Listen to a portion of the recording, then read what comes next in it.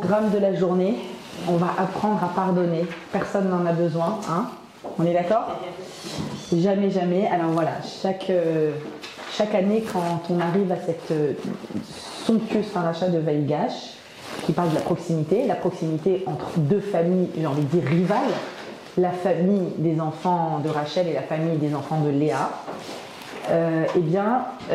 on arrive finalement à une paracha qui préfigure, c'est vraiment son sens, elle préfigure la fin des temps en racontant cette proximité de Yehuda qui s'avance vers Yosef, et ça va être le début de la paix dans cette grande fratrie, le début de la réconciliation, et Yosef va nous apprendre à pardonner. Je crois que s'il y a une personne qui doit nous enseigner à pardonner, c'est Yosef, qui est vraiment l'artisan du pardon dans la Torah. Juste avant d'étudier cette très très belle paracha de la Géoula, en fait, hein, c'est une paracha qui parle de la Géoula, de la fin des temps, de l'unité. Je voudrais juste évoquer avec vous la bracha que l'on fait depuis maintenant 2 jours. Il y a une bracha qu'on ajoute, et vous allez voir le lien bien sûr avec la paracha. Il y a une bracha qu'on fait dans la Hamida à partir du 5 décembre en France. En Israël, ça fait déjà, je ne sais pas, quelques semaines. C'est toujours après Hanouka ou ça n'a rien à voir? Non, c'est la date. C'est la date. C'est tombé fin Hanouka cette année. C'est toujours le 5 décembre. Et c'est toujours le 5 décembre. En fait, on change la 9e bracha de la Hamida, ce qui est la bracha de la pluie, la bracha de la prospérité matérielle, c'est-à-dire de la terre qui va donner ses fruits. Cette bracha, donc, on disait Barech alenu et hashana azot, bénis-nous cette année-là, veten talumatar, donne-nous de la rosée en été. Tout l'été, on demande de la rosée, ces petites gouttes d'eau qu'on trouve sur l'herbe. Et à partir de maintenant, on ne demande plus de la rosée, on demande Geshem. Vous avez vu, ça a marché. Hein, on demande de la vraie pluie. Et donc, c'est la bracha de la pluie, dans laquelle, alors, c'est une bracha extraordinaire, dans laquelle vous compterez, il y a 7 fois le mot kol qui apparaît, et 7 fois le mot bracha. En d'autres 7, c'est la totalité dans la nature, le tout dans la nature. Vous avez compris qu'on demande toutes les brachot possibles dans cette bracha, dans cette bénédiction, dans cette 9e bénédiction. Et on y demande notamment Vetel lanu, donne-nous 3 choses. Chaim, Vesava, Veshalom. Chaim, la vie physiologique, être en vie, qui est déjà énorme, être en bonne santé. Merci Hachem.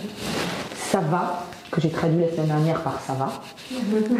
Mais en fait, Sava, c'est le fait d'être rassasié, la sensation de satiété, d'accord, qui signifie le Sava global. Et Shalom, alors, le niveau ultime, c'est non seulement en vie, non seulement un sentiment d'être rassasié, du contenu, une vie avec du contenu, mais en plus une vie d'unité. Shalom. Autour de moi, je suis en paix. En paix avec moi, en paix avec ceux qui sont autour de moi. Et cette bénédiction, on se pose la question évidemment, pourquoi maintenant? Pourquoi maintenant on prie pour avoir toutes les brachot? Alors, bien sûr, il se passe des choses dans le sol, il se passe des choses sous terre, quand la pluie tombe et que apparemment les floraisons sont arrêtées, la nature s'est arrêtée. Bon, évidemment, il se passe énormément de processus qui se passent sous terre, mais à quel moment il aurait été plus opportun de faire la prière pour la pluie? Évidemment. La prière pour la pluie, que la saison de pluie démarre. Au moment où on fait, il y a une prière dans la synagogue, c'est prévu à Shmini Atzeret, à la fin de Sukkot, on fait Tfilat Akshamim. Et à ce moment-là, il aurait fallu tout de suite commencer Veten, on dit Mashiv Aruach Umorid Geshem, il aurait fallu tout de suite commencer à faire la bénédiction de la pluie. Pourquoi est-ce qu'on a attendu tout ce temps-là? En Israël aussi on attend, c'est pas immédiat. Pourquoi? Réponse extraordinaire qui va introduire notre cours sur le pardon. Pourquoi on a attendu? Eh bien parce que, qu'est-ce que ça signifie de venir et de dire Hachem, je te demande toutes les brachot, que mon économie soit florissante, envoie-moi une pluie de bénédictions, envoie-moi.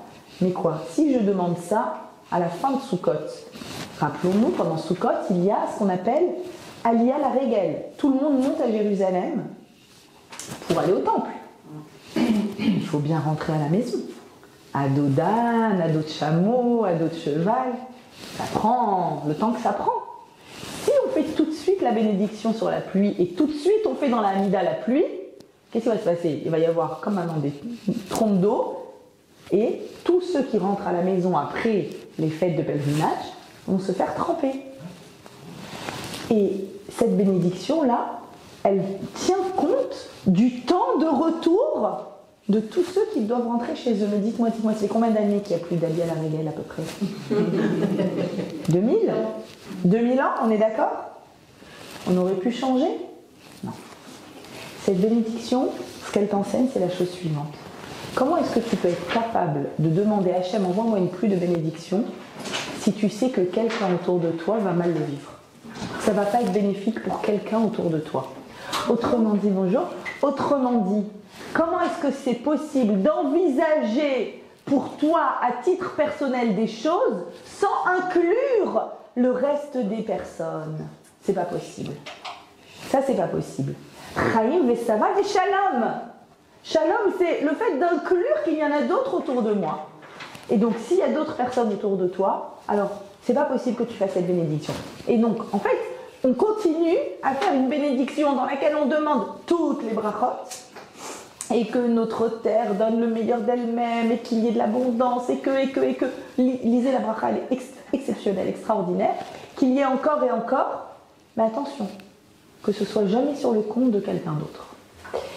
Et cette précision est fondamentale, comme vous pouvez l'imaginer. Et c'est cette phrase-là qui va introduire notre cours sur Yosef. Mon bonheur passe aussi, et beaucoup, par le bonheur des autres. Et malheureusement, c'est quelque chose dont on n'est pas suffisamment conscient.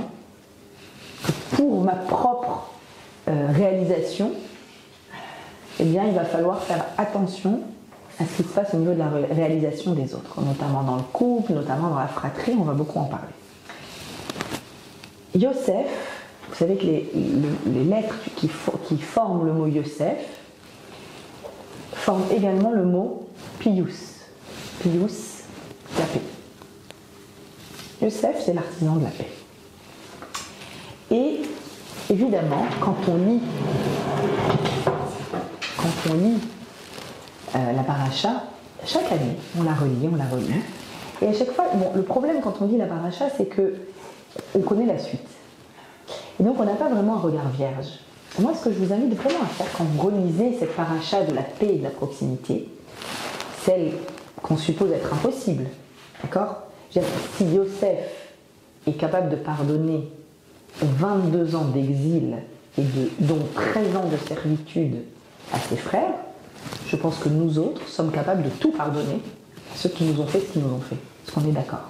C'est-à-dire que la Torah nous présente la pire situation qui soit. Et je vous invite, quand vous lisez la paracha, à oublier la suite. À essayer d'imaginer les multiples scénarios qu'il peut y avoir dans cette histoire incroyable. Je vous rappelle le contexte. Ça fait déjà 2 ans que c'est la famine en Égypte. Yosef est Premier ministre d'Égypte depuis du coup 9 ans, à la tête de ce pays. Ses frères sont venus, 10 frères sont venus chercher à manger parce qu'en Canaan c'est la famine. Ils viennent acheter de la nourriture. Yosef les accuse d'être des espions. Comme preuve qu'ils ne sont pas espions, il leur dit ramenez-moi votre frère. Vous dites qu'il y a encore un frère resté à la maison avec papa, avec votre père, ramenez-le-moi. En réalité, il a un plan très très clair, un stratagème. Il veut les mettre à l'épreuve et voir quel est le lien de fraternité qui existe encore entre les enfants de Léa et le fils de Rachel, Binyamin. Et donc, ils vont pour le chercher. Papa Yaakov dit, il n'en est pas question. Il n'en est pas question, je vais en mourir. Il finit sa provision. Papa Yaakov, il n'y a plus le choix, il faut y aller. Non, je peux pas. Yehuda vient, il dit, papa, je suis garant. Je suis garant. Au prix de ma vie, tu verras que Binyamin reviendra à la maison. Bon, partez, mais faites attention. On part. Yosef voit ses frères toujours déguisés en premier ministre d'Égypte, hein, il ne remarque rien. Et à ce moment-là, quand ils repartent avec des provisions, et il cache, vous vous souvenez, sa coupe magique, sa coupe qui lui permet, soi-disant, de voir l'avenir, etc.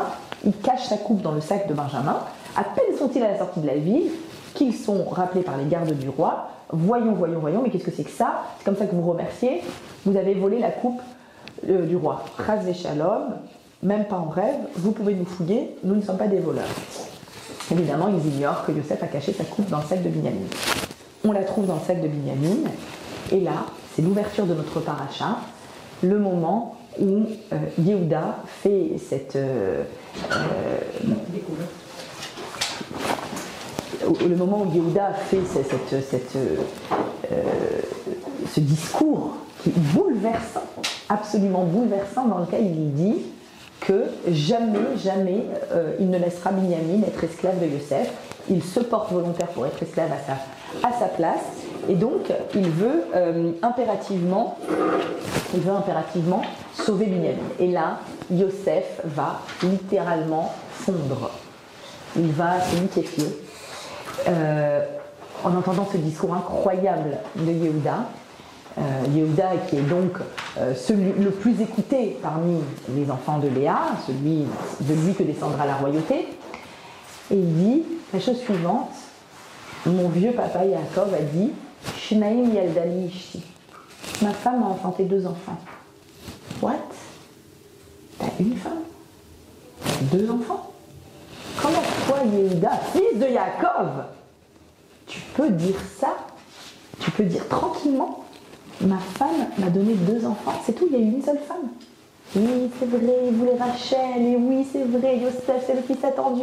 Comment tu peux dire ça? Il peut le dire. Et il dit d'ailleurs, c'est tellement important que Benjamin retourne chez son papa, que je me suis porté garant, dit-il, Ve'avdecha arav et anahar. Arav veut dire garant. Kol Israël, arevim. Arevim, arav, ça vient du verbe leit arbev. Les arbev, ça veut dire mélanger. Comme erev. Le soir, c'est quand tout se mélange, on ne distingue plus. D'accord? Pourquoi mélanger? Qu'est-ce que c'est qu'un garant? Dans le droit talmudique, un garant, c'est une personne qui dit, dans la vraie vie, on n'est pas mélangés, toi et moi. Nous sommes 2 identités différentes. Mais dans ce domaine-là, par exemple, un prêt, tu as fait un prêt, je suis garant. Toi et moi, on est confondus. On est mélangés. C'est-à-dire que si moi je rembourse, c'est la même chose que si c'était toi. On est les mêmes. Je suis garant, c'est-à-dire je me confonds à Binyamin. Prendre Binyamin égale me prendre moi. Et là, Yosef fond. Il dit ok. La teshuva est totale. Ils prennent soin de leur petit frère Benjamin, fils de Rachel. Ça veut dire qu'ils ne réitèrent pas ce qu'ils m'ont fait à moi. Et il va donc se dévoiler à ce moment-là. Lo yachal Yosef litapek. Yosef n'arrive plus à se retenir.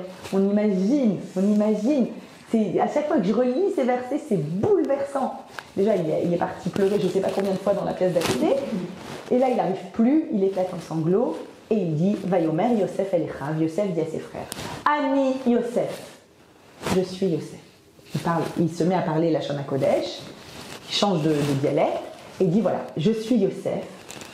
Et puis, cette deuxième phrase terrible, Haod Avichai, est-ce que mon père est toujours en vie? Non, ça fait, je ne sais pas combien de temps qu'on ne fait que parler de papa qui va mourir de chagrin. Il sait qu'il est en vie, on est d'accord qu'il le sait. Évidemment, une question rhétorique, qui est un reproche déguisé. Le sujet, c'est pas ce que vous m'avez fait à moi. Le sujet, c'est ce que vous avez fait à papa. Je ne suis pas au centre de cette réflexion. Maintenant, essayez, je vous en prie, d'imaginer cet instant-là. Et d'imaginer tous les scénarios possibles. D'accord? On va essayer d'imaginer ce qui se passe, ce qui traverse Yosef. On va essayer d'imaginer ce qui traverse ses frères. D'accord? C'est-à-dire, eux qui étaient certains, malgré, enfin, ils ont vu la peine terrible de leur père inconsolable toute cette vingtaine d'années. Mais enfin, ils étaient convaincus que Yosef était le mauvais frère à mettre de côté. un peu comme le Esav de la période d'avant, de l'époque révolue. Hein, c'est le mauvais, c'est le vilain petit canard, c'est celui qui nous empêche d'exister. Et en 2 secondes, ils comprennent qu'ils ont eu faux sur toute la ligne. Ils savaient déjà qu'ils avaient mal considéré la peine de leur père, et là, ils ont compris qu'ils ont eu entièrement faux sur toute la ligne. Maintenant, Yosef, qu'est-ce qu'il aurait pu faire? Il aurait pu, à ce moment-là, bon, disons, il s'appelle Yosef Hatzadik. Donc déjà, mettons qu'il est à ce niveau juste incroyable de ne pas se venger. Je vous rappelle qu'on ne parle pas d'un problème d'héritage ou d'un problème de dispute familiale intestine. On parle d'une personne qui était 13 ans esclave, dont au cachot. Ça me fait penser, à chaque fois que je le relis, l'histoire du comte de Monte Cristo. Que j'adorais quand j'étais ado et que je lisais et je relisais, où c'est que l'histoire de la vengeance de, je ne sais plus comment il s'appelle. Comment il s'appelle, là, le héros du comte de Monte Cristo. Tous les 3 tomes de je ne sais combien de pages, c'est l'histoire de sa vengeance. Je me demande si c'est pas un peu inspiré, alors inspiré de Yosef dans le sens du plus bas, de la prison, il est devenu extrêmement riche, etc. Mais après, il y a une seule volonté qu'il a, c'est de se venger. Pour Yosef, on va dire c'est Yosef Hatzadik qui ne se venge pas, exceptionnel. Mais peut-être qu'on aurait pu imaginer qu'il rapatrie papa et Binyamin, et vous savez quoi, vous, les tordus, bye, je ne veux plus vous voir de ma vie. Vous savez quoi, je suis tellement généreux, je voudrais à manger pour toute la famille. Loin, loin, loin, loin, loin. Et maintenant, je rattrape le temps perdu avec Binyamin et papa. On aurait pu imaginer. Qu'est-ce qui va se passer? Il les accueille tous. Ils refondent une grande famille réunie d'Israël. C'est la fameuse Géoula qu'on attend, des 12 tribus d'Israël réunies. Et là, dans ce reproche-là, immédiatement, il dit à Yosef. Donc, on imagine ce qui traverse l'esprit des frères à ce moment-là. Quoi. Lui, c'est Yosef. Et première question, est-ce que papa est en vie? Donc, le sujet, c'est pas moi, c'est papa. Velo yachlo echav la'anot. Et là, ses frères sont stupéfaits, on peut dire même transis de peur, d'inquiétude. Ils ont en face d'eux la personne la plus puissante au monde, après Pharaon. Ils sont à leur merci, ils savent qu'ils se sont entièrement trompés, qu'ils ont généré une brisure terrible, et vous avez compris que cette brisure, cet éclatement de cette famille va préfigurer tous les éclatements dans le peuple d'Israël, c'est-à-dire la scission entre royaume de Juda et royaume d'Israël, c'est toujours la même lutte intestine, la destruction du temple de Jérusalem qui est due à la haine gratuite, comme vous le savez, et tout au long, toute cette lutte intestine où Hachem nous dit vous devez devenir un peuple Echad, un peuple uni, c'est jusqu'à aujourd'hui. Aujourd'hui, c'est plus les enfants de Rachel et les enfants de Léa parce qu'on ne sait plus trop de qui on descend, mais c'est exactement pareil. C'est la gauche et la droite israélienne, c'est les religieux et les non-religieux, c'est les Tunisiens et les Marocains, les Lituaniens et les Chassidim, vous avez compris, toujours et encore malheureusement, ces luttes, c'est dans nos communautés, des luttes intérieures, ces luttes-là dans la fratrie, à l'intérieur de nous-mêmes. Et ils n'arrivent pas à répondre, évidemment. Ils sont saisis de stupéfaction, d'angoisse, d'inquiétude. Alors il reprend la parole. Vayomer Yosef, à ses frères. Yosef dit à ses frères, approchez-vous. Geshuna. On est dans la paracha de Vaïgash, qui veut dire s'approcher. Le rapprochement est possible. Même si on est si différent que ça, le rapprochement est possible. Pas le fait de se confondre l'un à l'autre, ça c'est la revoute. Le rapprochement est possible. Il s'approche, et là, il rajoute un mot en plus par rapport à tout à l'heure. Il répète les mêmes mots, Ani Yosef, je suis Yosef, mais il rajoute un mot qui va les apaiser. Achichem, votre frère. Je ne vous parle pas en tant que premier ministre de Pharaon, je vous parle en tant que frère. Je suis votre frère. Quoi? Il nous parle rempli de fraternité? Ah, j'ai compris, il est amnésique. Ah, j'ai compris, il a oublié. C'est pas possible, il a oublié ce qu'on lui a fait, ce qui s'est passé. Il a oublié qu'il était dans le puits, qu'il suppliait, qu'il nous a dit s'il vous plaît, qu'on l'a quand même vendu. Il a oublié. Il continue sa phrase. Non, non, non. J'ai toute ma tête. Asher mechartem oti, votre frère, que vous avez vendu en Égypte. Votre frère, j'insiste, votre frère, je parle en tant que frère, que vous avez vendu. Et maintenant, ne soyez pas triste, ne soyez pas en colère que vous m'avez vendu. Alors attends, donc il est bien au courant, il a toute sa tête, on l'a vendu, il sait ce que ça lui a coûté, et il nous dit je suis votre frère. Ok, comment est-ce qu'on sort de ce paradoxe? Yosef, comment tu fais? Yosef, comment c'est possible? Donne-nous des indices pour que nous puissions pardonner pour des choses bien moins graves. Comment faire? Il dit, ne soyez pas en colère que vous m'avez vendu. Parce que c'est pour notre subsistance physique, pour la nourriture, que Hachem m'a envoyé devant vous. Que Hachem m'a envoyé. Et il va continuer. Il persiste et il signe. Et sachez, Loatem shlachtem oti, c'est pas vous qui m'avez envoyé ici, qui a Elohim, c'est Hachem. Attendez, ça va pas là. Qu'est-ce qui se passe? Qu'est-ce qu'il est en train de faire Yosef ici à ce moment-là précis? Évidemment, quand il nous est arrivé quelque chose, soit à notre niveau, quelque chose de désagréable, voire très désagréable, ou de tragique, comme pour Yosef, le réflexe numéro 1 de l'humain, c'est toujours le même. Toujours. Que ce soit des petits Hogan, ou que ce soit des adultes, ou des seniors. Quel est le réflexe numéro 1 quand il m'arrive quelque chose? Je cherche le responsable. D'accord? Le petit. D'accord? Maman, c'est lui, maman, c'est ça.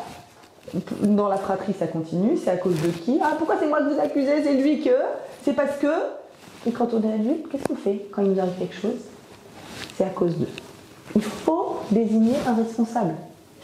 C'est notre esprit comme ça. Ça vient d'un esprit de recherche de justice à l'origine. Et c'est vrai qu'il faut chercher la justice. On cherche le responsable. Et qu'est-ce qu'il est en train de dire, Yosef? Il dit voilà, je ne suis pas fou de ne pas chercher le responsable. Mais j'ai ce recul-là de me dire qu'il y a une responsabilité supérieure à la vôtre, qui est le grand responsable de tout ce qui se passe dans le monde, le grand artisan de ce monde, Hachem, qui a des plans. Et des fois, ces plans passent par des choses qui sont loin d'être simples à comprendre. Mais il y a un plan très précis. Attention, est-ce que le fait de savoir qu'il y a un plan très précis disculpe la responsabilité de l'humain qui a fait quelque chose? Jamais. Jamais. Chaque homme est responsable de ses actes. Mais il y a une grande différence entre le fait que chacun doit rendre compte de ses actes et eux, ils vont devoir faire une teshuva totale, etc. Mais moi qui ai subi quelque chose, comment je fais pour m'extraire de cette posture de victime et de cette posture dans laquelle je vais chercher à trouver un responsable? Numéro 1, je cherche un responsable. Qu'est-ce qui va découler immédiatement de cette recherche de responsable une fois que j'ai trouvé? Faire justice. Pourquoi je cherche un responsable? Pour qu'il y ait une justice. Donc je cherche un responsable, je fais justice. Ça c'est naturel. Comment fait-on pour s'extraire de ça? Quelle que soit la chose qui nous est arrivée, il y a une raison supérieure. Il y a Hachem qui gère son monde. Et le fait qu'il gère son monde fait que il a voulu qu'il arrive ceci. Ça ne veut pas dire que vous n'êtes pas responsable. Vous réglez vos comptes, c'est votre affaire. Mais moi, dans ma perception, je donne un exemple banal. Mettons une personne, dans une fratrie, une femme qui est déjà mariée, qui est adulte, qui fait sa vie, et dans la fratrie, il y a des dissensions, il y a ceci et cela, et on se dispute ou je ne sais quoi, ou quelqu'un se comporte mal avec elle, qui fait qu'elle est mise à l'écart. Peu importe quoi. Je veux dire, c'est à cause, c'est voilà, pourquoi tu me mets à l'écart, pourquoi tu m'as fait ci, pourquoi tu m'as fait ça, et moi dans la famille, j'essaie de prendre quelque chose qui ressemble, une mise à l'écart. Tu peux aussi dire, quelle est la raison supérieure, ou quel est l'intérêt supérieur, en imaginant le grand artisan des choses, qui peut m'apporter un bénéfice à ça. Ah, du fait que j'ai été un peu mise à l'écart de ma famille, moins proche, etc., je me suis rapprochée de mon mari et ça a créé un lien plus fort. Parce qu'il m'a soutenue, parce que c'est mon complice, parce que je lui raconte, parce qu'il y a de la loyauté entre nous. Et donc finalement, mon couple s'est retrouvé solidifié par cette mise à l'écart. Pour autant, c'est pas grave que tu aies été mise à l'écart, non, c'est grave. C'est douloureux, c'est douloureux. Mais ce recul-là, cette prise de position, ce regard un peu avec de la hauteur, nous permet de comprendre qu'il n'y a pas juste le rapport de cause à effet, il y a un responsable et il doit payer. Il y a une histoire beaucoup plus large que ce responsable, et dans cette histoire beaucoup plus large, peut-être que j'ai un bénéfice. Peut-être que ce qui m'arrive est bénéfique pour moi pour d'autres choses. Et ça, cette réflexion-là, elle me permet d'avoir de la hauteur tout de suite. Tout de suite, elle me permet une forme de détachement. Maintenant,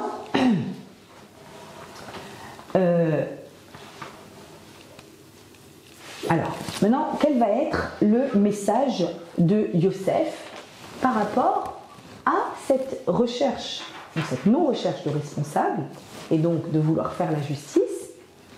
Yosef a envoyé un message très très fort. Maintenant, à nouveau, essayons de virginiser notre pensée. Il s'est dévoilé à ses frères. Et il leur dit, vous savez quoi, j'ai cette hauteur. J'ai compris qu'il y a une volonté supérieure d'Hachem. Donc, voilà, je ne vais pas être belliqueux avec vous, je ne vais pas me faire justice moi-même. Ils sont rassurés. Maintenant, ils doivent repartir en Canaan chercher Papa Yaakov. On est d'accord. Ils vont lui annoncer la plus belle nouvelle qu'il puisse être donnée à un homme d'entendre. Que son fils, sur lequel il porte le deuil depuis 22 ans, est vivant. Vous imaginez. Vous imaginez exceptionnel. Mais attention. Attention, soyons cohérents. Papa Yaakov va entendre ça. Il ne sait pas ce qui s'est passé. Yaakov ne sait pas. Il pense Taraf Toraf. La tunique a été ensanglantée. Quelqu'un, une bête sauvage. Ah, ok, donc c'est pas une bête sauvage. Comment la tunique est arrivée avec du sang? Comment est-ce qu'il a été en Égypte? Qui l'a pris? Qu'est-ce qui s'est passé? Il y a eu des brigands en chemin. La Torah est muette à ce sujet. Est-ce que Papa Yaakov est au courant de ce qui s'est passé? Est-ce que Yosef l'a raconté? Les frères ont certainement très honte de lui dire, c'est évident, mais est-ce que Yosef l'a raconté? Il semblerait que non. On a un indice à la fin de Bereshit, quand Papa Yaakov, Vayechi, quand il est plus de ce monde, il décède, les frères ont très peur que maintenant Yosef se venge. Et il lui dit, tu sais, papa nous a dit de te dire que sois cool avec nous. Et Yosef est estomaqué parce qu'il semble de ces versets que Yosef n'a jamais révélé à son père pourquoi chagriner son père, pourquoi l'affliger, pourquoi lui dire, tu sais, tes fils, voilà ce qu'ils ont fait. Donc maintenant, il va y avoir un petit moment vraiment de flottement, de brouillard. Qu'est-ce qui va se passer? Ils vont lui dire à Yaakov, ça va être extraordinaire, Yosef est en vie. Ok, mais à quoi va ressembler la famille de Yaakov maintenant? Qu'il s'est passé quelque chose, Yaakov n'est pas bête, il s'est passé quelque chose. Quoi?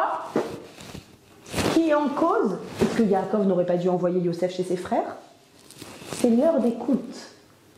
C'est l'heure des comptes, mais comme on l'a dit, dans la vie, en général, on a ce réflexe de chercher des responsables.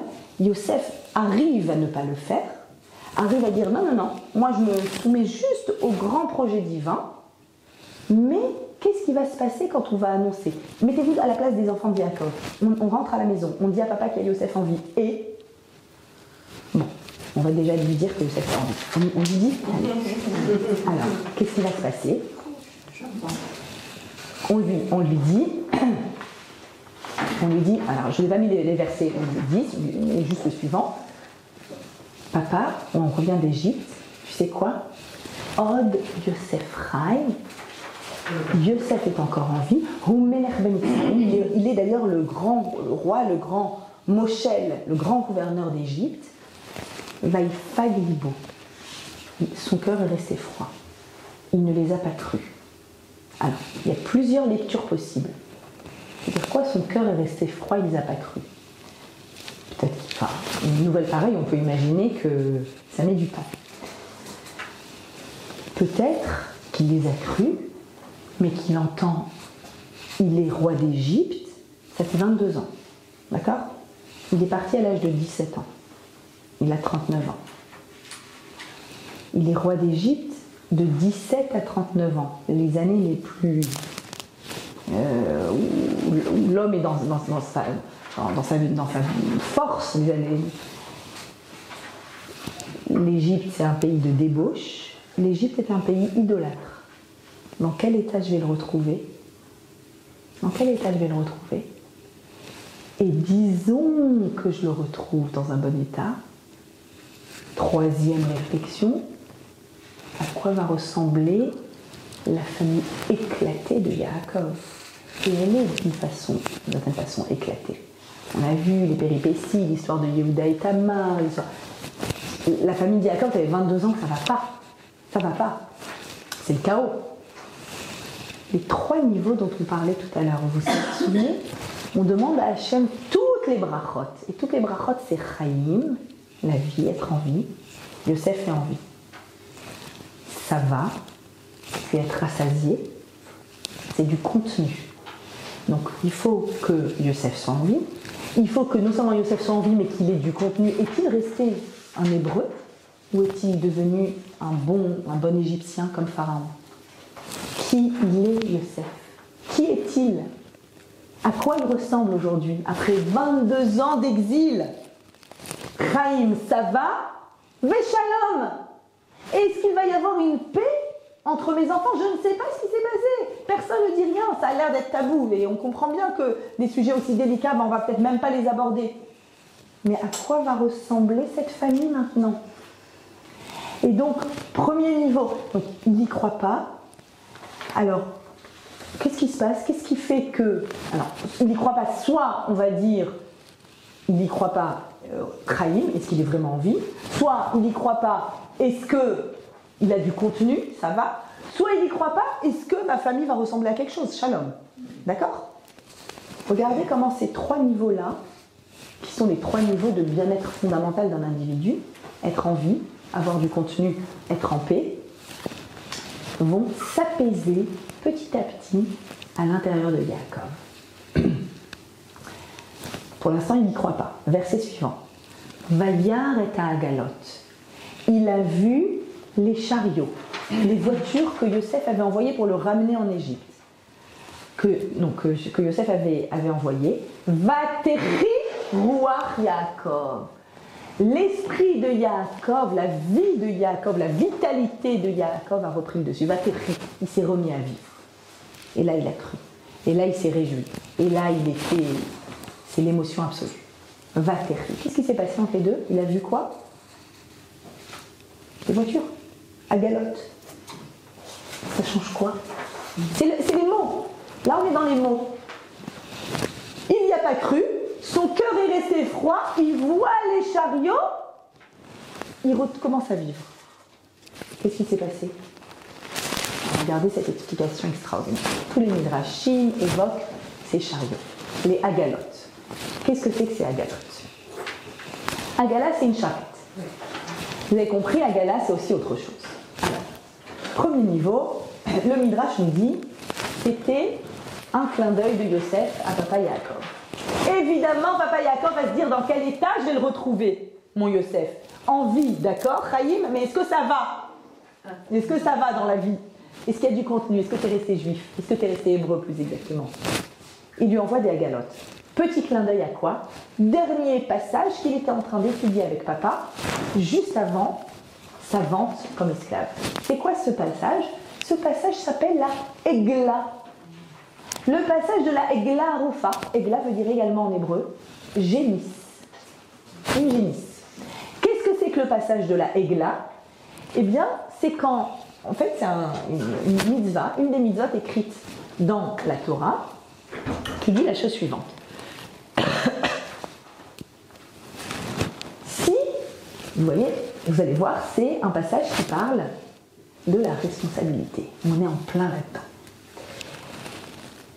Si, au milieu d'une route, quelque part, nulle part, entre deux villes, on trouve un homme mort et on ne sait pas ce qui lui est arrivé. Peut-être qu'on ne sait même pas qui il est et on ne sait pas comment il a été tué, qui lui a fait du mal, comment faire pour rendre justice maintenant. Il y a une loi fondamentale pour les juifs, mais même pour les non-juifs, c'est une des 7 lois noachides. Il faut impérativement créer des tribunaux. Un monde sans justice, c'est un monde chaotique. Il faut des tribunaux. Donc qu'est-ce qui se passe dans une situation où quelqu'un, il lui est arrivé quelque chose et on ne sait pas qui sont les responsables? Comment on fait pour que le sang de cet homme ne reste pas impuni? Aucune preuve, aucun. Alors il y a toute une procédure dans la Torah, dans Parashat Kitetsé, qui dit qu'on calcule la distance entre cet endroit, l'endroit où il a été trouvé, la ville la plus proche, et on nomme symboliquement responsable les sages, les ékénim de la ville la plus proche, qui vont devoir faire tout un rituel qui s'appelle la Egla Arufa, abattre une génisse. Et vous connaissez l'expression en français « je m'en lave les mains » qui vient de ce rituel. Ils doivent se laver les mains et dire « Yadenu lo shafra et adamazé ». Nos mains n'ont pas fait couler ce sang. C'est-à-dire que comme c'est terrible qu'il n'y ait pas de responsable, et comme le monde c'est un monde de justice, alors il faut obligatoirement qu'il y ait un rituel qui se passe, dans lequel, symboliquement, la ville la plus proche, si ça se trouve, il n'y était pas, il était en route vers sa ville, mais on prend la ville la plus proche pour dire, c'est pas possible, vous devez sécuriser les périmètres autour de chez vous. Il y a une forme de responsabilité civile générale. Pas sur une personne, mais sur la communauté. Et donc, nos mains n'ont pas versé. Donc, qu'est-ce qui se passe? Autant dans les litiges que l'on peut avoir avec des voisins, des gens, la société qui m'a fait les travaux, je ne sais quoi. On peut avoir des litiges, il y a un responsable et il doit payer. Et c'est extrêmement important. Oui, il y a un responsable et il faut qu'il y ait justice. Mais qu'en est-il des relations de la fratrie? Dans le couple, dans la fratrie, dans le noyau familial. Si dans le noyau familial, j'ai cet état d'esprit de « je trouve le responsable et il doit payer », alors attention, je ne suis pas en train de dire que si un frère emprunte à son frère, il ne doit pas rembourser. Évidemment qu'on doit rembourser. Mais symboliquement, qui est responsable du fait que mais oui, papa et maman, ils préfèrent un tel et ils ont donné plus d'argent à un tel quand il s'est marié ou quand il a acheté son appart ou quand... Mais ça, c'est du archi commun, ce que je suis en train de vous dire. Mais si je viens et je commence à dire il faut que je trouve le responsable et il faut payer et on va aller devant le tribunal, c'est terminé, il n'y a plus de relation familiale.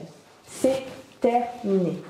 C'est-à-dire qu'il faut pouvoir avoir cette capacité qui est difficile, non pas à être un pigeon, c'est pas ça l'idée.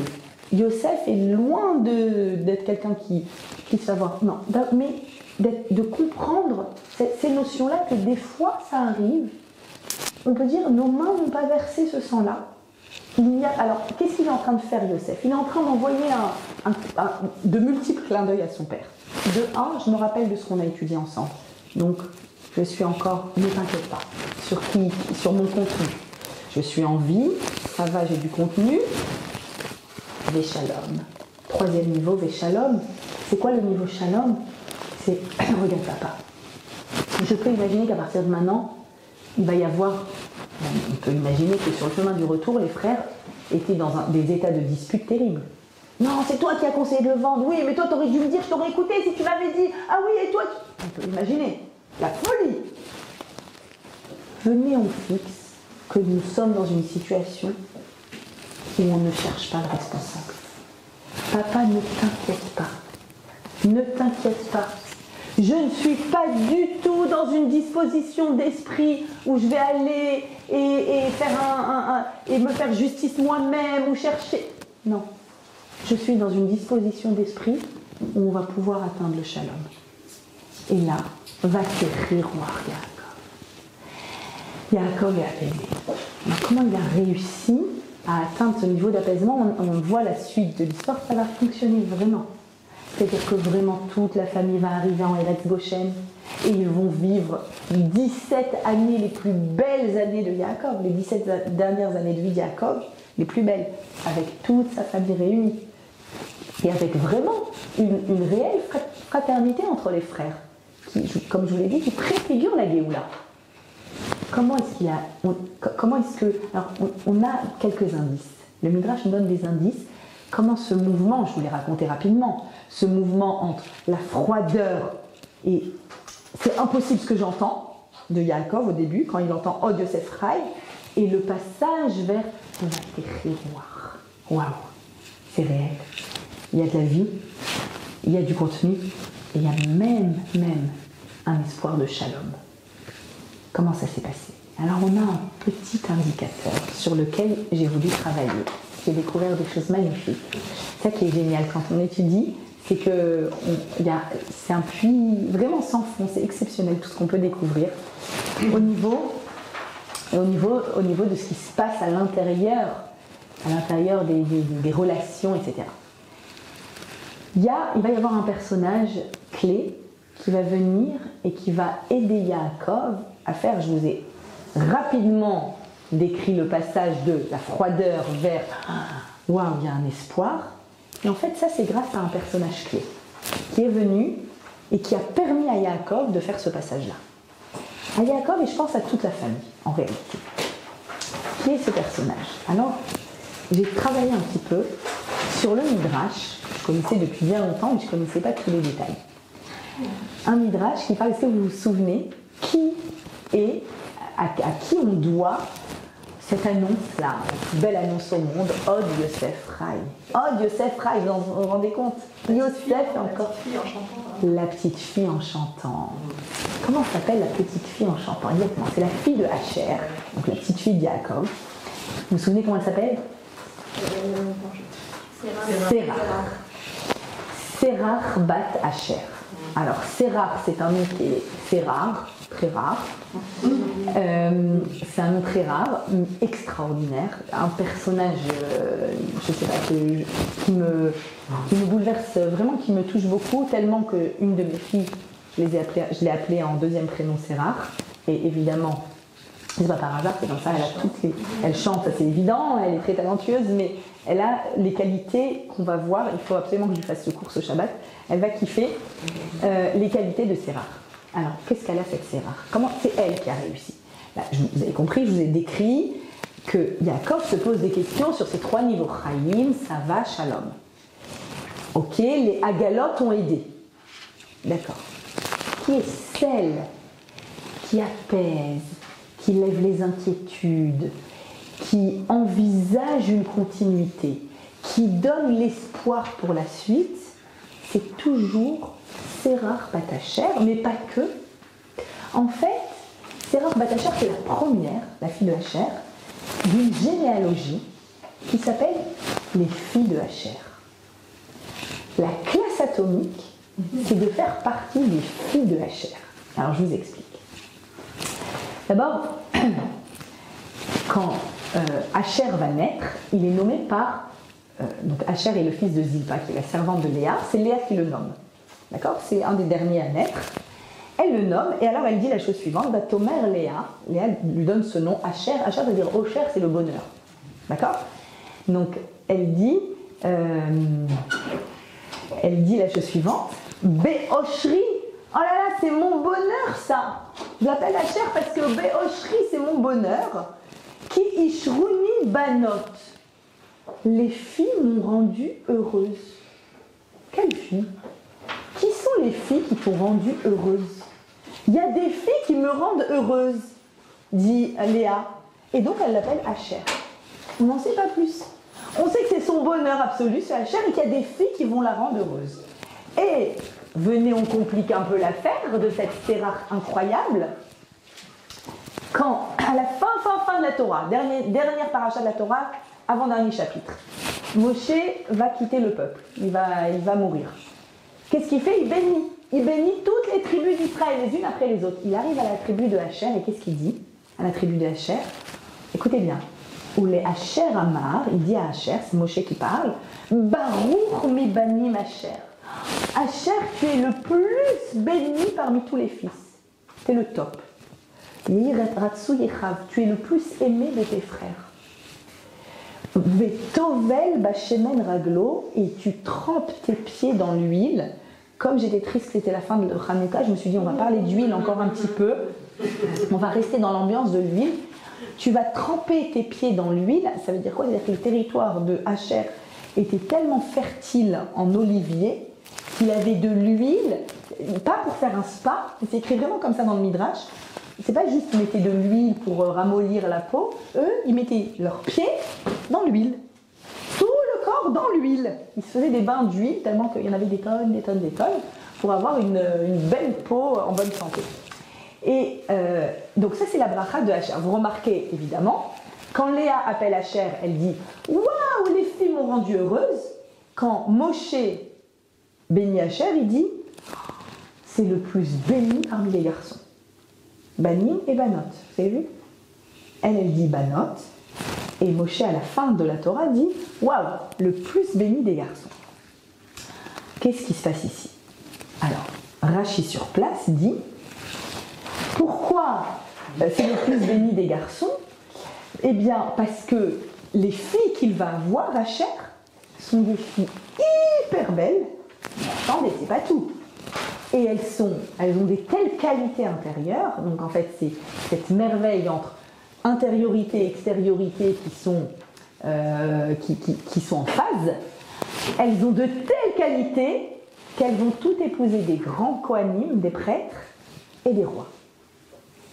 Et le Midrash va même dire que pourquoi il est le plus béni de tous Asher, parce que tout le monde voulait se marier avec les filles de la tribu d'Asher. Dans la tribu d'Asher, quand on a des filles, c'est le top, top, top. Les plus belles et les plus spirituelles et les plus profondes. Et pourquoi il y a écrit que leurs pieds trempent dans l'huile? Eh ben, il y a beaucoup d'huile, sous-entendu, elles vont toutes épouser des kohanim qui sont moins avec de l'huile. Tout ça est dit. Dans le texte de Eshet Chaim, le vendredi soir qu'on chante, vous savez qu'on l'accorde à Avraham Avinu qui l'a dit sur Sarah, mais le Midrash vient et prend chacune des lettres de l'alphabet, il est écrit selon les lettres de l'alphabet, Aleph, Bet, Gimel, et chaque verset concerne une autre grande figure, personnage biblique.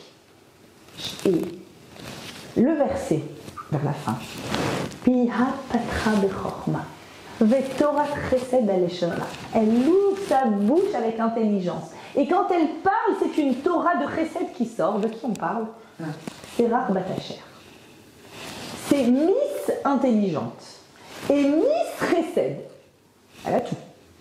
Elle a une intelligence supérieure et ce qu'elle dit, en fait, Serach c'est quoi dire et c'est quoi ne pas dire. Le Midrash raconte aussi qu'elle savait très très bien pour la vente de Yosef, qu'il avait été vendu par ses frères, et quand elle va se mettre à jouer de la harpe à côté de Yaakov, pendant toutes les années où Yaakov était mélancolique et triste, Serach bat Asher était celle qui se mettait à côté de lui, qui lui jouait de la musique pour apaiser sa tristesse. Et ce jour-là, elle se met à faire de la musique, mais cette fois-ci, les notes sont un peu plus joyeuses, sont de plus en plus joyeuses, jusqu'à ce qu'elle chante « Oh Yosef Rai, papi Yaakov, tu sais, Yosef est encore en vie ». Quelle est la capacité de cette extraordinaire Serach, fille de Asher?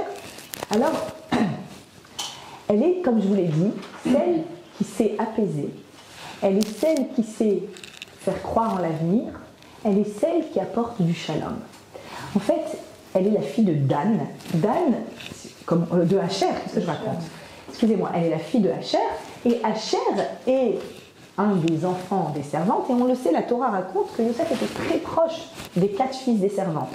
Ils étaient très très proches. Et donc, on peut supposer que Serach était proche de son oncle, en tout cas, qu'elle était vraiment favorable, Rav Brandt explique qu'elle était favorable au fait qu'il soit roi. Quoi, mais c'est pas un fils de Léa qui est roi. Elle était favorable à cela, et elle avait la capacité à apaiser, en fait, à créer de l'harmonie. C'est quoi chanter? Pourquoi on insiste tellement sur les chants de Sérach? C'est quoi chanter? C'est quoi faire des notes de musique? Eh bien, c'est prendre des éléments, des notes qui n'ont rien à voir les unes avec les autres, un do, un fa, un sol, un dièse, un ré, et tu sors quelque chose d'extrêmement harmonieux. C'est-à-dire, c'est créer une unité avec la diversité. L'art de l'unité dans la diversité, c'est Sérach Bat Asher. Pas que maintenant, pas que là. Elle va réussir à le faire tout au long de son histoire. Juste pour que vous compreniez la force de cette tribu de Asher et de ses filles, le Emek Davar nous dit pourquoi il est tellement béni, pourquoi ils sont tellement bénis, cette tribu de Asher? Parce que les Bachouré Israël, les jeunes hommes d'Israël, Mevachim Oto, le bénissent, ils disent oh, Asher super, Chazak. Pourquoi Al-Shem Maspik Laem Banot? Parce qu'ils produisent, ils mettent au monde des filles chez Mesamrot Lev Balen qui réjouissent le cœur de leur mari. C'est-à-dire, c'est les meilleures épouses. Tu veux une super épouse? Comment on dit aujourd'hui, les filles de famille? Je sais pas quoi, c'est quoi le terme aujourd'hui? Tu veux la meilleure épouse? Tu vas dans la tribu d'Asher, tu prends une fille, tu as la meilleure épouse. Explication 1. Explication 2, il dit chez Hayou Meyuchase Israël. En fait, dans les descendants de Asher, quand tu descends, enfin, les générations suivantes ont le plus de Yichus, ça veut dire qu'ils ont le plus de, comment on traduit Yichus? De une lignée. C'est une lignée digne. Pourquoi? Du côté de leur mère. Du côté de leur mère, si tu remontes, tu vois que les mères, elles viennent de Asher. Et donc, en fait, ça a donné naissance les plus dignes et les plus nobles. Quand tu regardes et tu fais un peu l'arbre généalogique, tu dis ah, du côté de leur mère, on arrive chez Asher. Ah, c'est pas étonnant. Maintenant, je comprends pourquoi vous êtes les meilleurs. C'est quoi cette capacité? La capacité, quand il y a plusieurs éléments, en fait, on pense à tort que quand il y a plusieurs éléments distincts, plus je vais imposer ma voix, plus j'existerai. C'est comme ça qu'on pense. On dit, il y a ma voix, il y a la voix de mon conjoint, pour ne prendre que cet exemple. Si j'impose ma voix, j'existe. C'est là que j'existe. Dans la fratrie, si j'impose ma façon de voir et je leur dis c'est pas normal que vous m'avez fait ceci, c'est pas normal que vous m'avez fait cela, là j'existe. C'est la façon commune de penser. Sérach est la première à instaurer une autre réalité de pensée.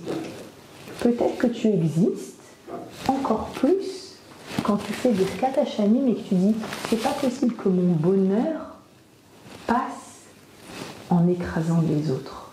C'est pas possible que, rappelez-vous ce qu'on a expliqué sur la pluie, si pour que j'ai plein de bénédictions, il faut que quelqu'un se prenne une tempête, ça veut dire que c'est pas ma bénédiction. Et en fait, dans la bénédiction dont je vous ai parlé, il y a écrit Tigva ve'acharit tov, qu'il y ait dans cette année un espoir et une bonne fin. Où on a entendu ça? Yesh Tigva ve'achariter, c'est Rachel Imenu. Il y a de l'espoir à la fin. Rappelez-vous, Rachel, elle pleure parce que c'est l'exil. Elle pleure pour que tout le monde rentre à la maison. Et Hachem lui dit, sèche tes larmes, Yesh Tigva, il y a de l'espoir, les achariter. À la fin des temps, ils seront tous réunis. Quand est-ce qu'ils seront tous réunis?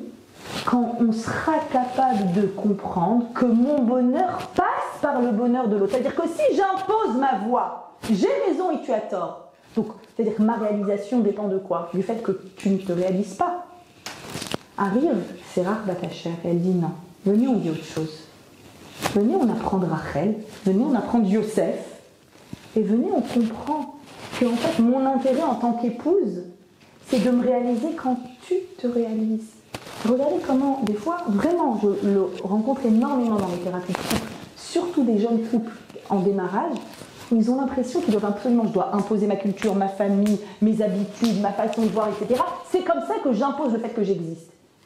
Peut-être que tu te réalises encore plus quand ta réalisation passe et inclut la réalisation de l'autre. Parce que si tu mets une croix sur l'autre, quel genre de réalisation c'est te concernant? Toi, t'es toi tu n'existes pas, il faut que j'existe. C'est impossible. Et donc, on voit que Sérach Bat Asher, on va la retrouver dans...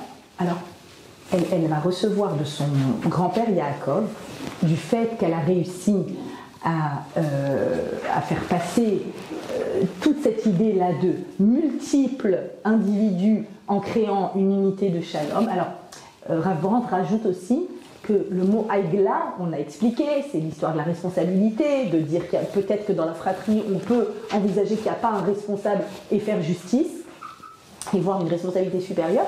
Il dit aussi, Aigla, c'est aussi un mot qui dit ma douce. Il ne faut pas le traduire par ma génie, c'était pas très doux. D'accord? Mais ma douce. Ma Aigla, David Améler, il appelait sa femme comme ça, ma douce. Et donc, elle est en train de lui dire avec les églottes, en fait, ce qu'elle dit, Sérach Bat Hacher, elle dit, tu sais, il y a toujours la même douceur à l'intérieur de Yosef. Moi, fille de Hacher, je sais à quel point il était doux avec mon père. Je le sais. C'est le même. Il y a cette douceur et il fera en sorte que cette douceur règne à l'intérieur des 12 tribus d'Israël. Maintenant, regardez, Yaakov va la bénir et va lui dire, grâce à ta capacité de lien comme ça, à ta capacité de shalom, tu mérites une longévité. Alors, quelle longévité? Waouh, waouh, waouh. On la retrouve quand tout le monde rentre en Égypte. On la retrouve à la sortie d'Égypte, 210 ans après. On la retrouve dans le désert avec les filles de Tsélophrat. On la retrouve quand on rentre en Israël. On la retrouve dans le livre de Shmuel. À la fin du livre de Shmuel, elle doit avoir quelques 700 ans. D'après certains avis, elle est toujours en vie. Elle a eu une vie éternelle. Regardez ce qu'on est en train de dire. On est en train de dire que les artisans du shalom et de l'apaisement, trouver le moyen d'apaiser, sont ceux qui vivent le plus longtemps. Et c'est réel, c'est réel. C'est-à-dire que les statistiques aussi montrent que les gens qui sont le moins fâchés sont ceux qui ont une espérance de vie la plus longue. Dis-moi avec combien de personnes tu es fâché, je te dirai quelle est ta qualité de vie. C'est ça qu'on est en train de dire. Regardez où est-ce qu'on la voit, rapidement. Quand Moshe arrive et dit « Let my people go », ça y est, on sort d'Égypte, avec les Otot, avec les signes, personne ne le croit. Ils sont asservis, c'est l'horreur et tout. Qu'est-ce qu'on va te croire? T'es qui toi, Moshe? D'où tu viens? Il va voir Sérach, il dit Sérach, regarde, tu peux leur dire, toi t'es âgé, peut-être. Oui, quoi? Pakod, ifkod, etrem. Hachem va vous délivrer. Il utilise le double mot. Pakod, ifkod. Mais oui, je me rappelle, c'était ça le signe. Pakod, ifkod, le double mot. Vayamen Ha'am. Tout le monde a cru. Alors a dit, vous pouvez croire. Elle est artisan d'une Géoula. Où on la retrouve? C'est le moment de sortir d'Égypte, c'est après les plaies. Il faut sortir. Ah mince, on a promis à Yosef de prendre son cercueil. C'est rare. Toi, t'es vieille. Tu nous dis où il est le cercueil de Yosef? Mais bien sûr, il est là dans le Nil. Ils l'ont mis pour bénir le Nil. Ils l'ont enfoui à l'intérieur du Nil, exactement à cet endroit-là. Hop, Yosef, c'est l'heure de la Géoula.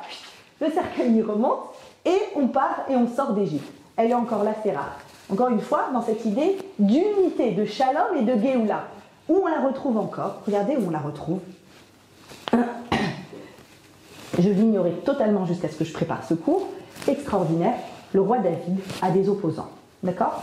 Le roi David règne, et il a des opposants, notamment à la fin de son règne, il a un opposant qui s'appelle Sheva ben Bichri, et cet opposant cherche à le tuer, et donc Yoav, le général d'armée de David, part et encercle une ville dans laquelle il est allé se réfugier.